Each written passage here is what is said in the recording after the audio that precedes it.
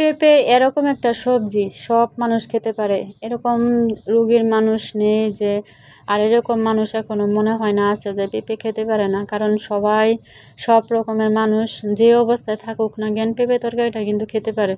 আর পেঁপে তরকারিটা আমার খুবই ভালো লাগে। অনেক দিন পর আজকে পেঁপে রান্না করছি, আর ইদানিং রান্না করা হয় নাই, কারণ আছে বাজার থেকে যা পেঁপে নিয়ে আসছি একটা পেঁপেও সিদ্ধ হয় নাই, আর দাম দিয়ে নিয়ে আসছি, তারপর মনে করেন যে দোকানে পাওয়া যায় নাই, এরকম অবস্থা। তারপরও যতটুকু নিয়েছি একদিনও মানে পেঁপে খেতে পারি না, 2 দিন আমি নষ্ট করে ফেলাইছি। না তরকারি খাওয়া যায়, না ঝোল খাওয়া যায়, না পেঁপে খাওয়া যায়, কোনো কিছুই খাওয়া যায় না।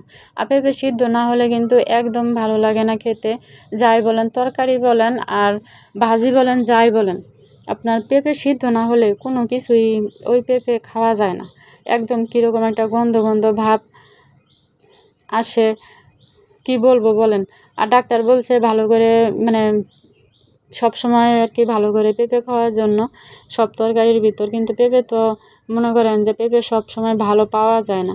এই জন্য এখন বর্ষার সিজন, এখন আবার অনেক দোকানে পেঁপে পাওয়া যায়, পাওয়া গেলেও আমি কয়েক দোকান ঘুরে তারপর পেঁপে নিয়ে আসছি।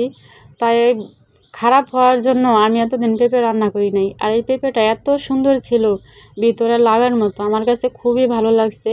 আমার সার্থক হয়েছে, কারণ আমি 4-5 দোকান দেখে তারপর আমি এই পেঁপেটা নিয়ে আসছি। আর এখন পেঁপে একটু অল্প দাম হয়, মানে সস্তা হয়েছে, একটু কম হয়েছে আর কি। তো আমার কাছে খুবই ভালো লাগছিল এই পেঁপেটা। ভাবলাম যে আমার ভালো হয়েছে, মানে পেঁপেটা ভালো না হলে মানে খেতে একদম ভালো লাগে না। আর এই পেঁপের তরকারিটা সব কিছুর ভিতরে মানায়, সব তরকারির সাথে মানায় এই পেঁপেটা।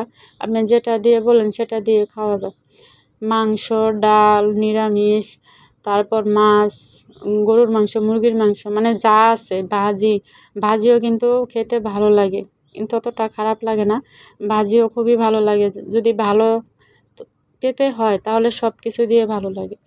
আর সবাই পেঁপে খাবেন, কারণ পেঁপে খাওয়া অনেক ভালো। আর মাছ আমি দিই নাই, 2টা দিছি আর 2টা রাখছি ভাজা খাওয়ার জন্য, কারণ তরকারি মাছ ফেলে দেওয়া হয়। তরকারি ছাড়া ভাত খেতে পারি না, তরকারির ঝোল ছাড়া কিন্তু মাছ খাওয়া হয় না, কিন্তু মাছের ঝোল ছাড়া ভাত খাওয়াই যায় না। এটা কীরকম অবস্থা, তরকারি মাছ কেউ আমাদের বাসায় কেউই খায় না, মানে যারাই আছে যে, তারপরও খাওয়া হয় না। তো ভাবলাম যে তরকারি সবসময় অনেকেই আমার ভিডিওর ভিতরে আপনারা দেখেন মাছের তরকারির ভিতরে কিন্তু মাছ আমি কম দিই, কারণ তরকারিটা খাওয়া হয় না, মানে তরকারি মাছ খাওয়া হয় না।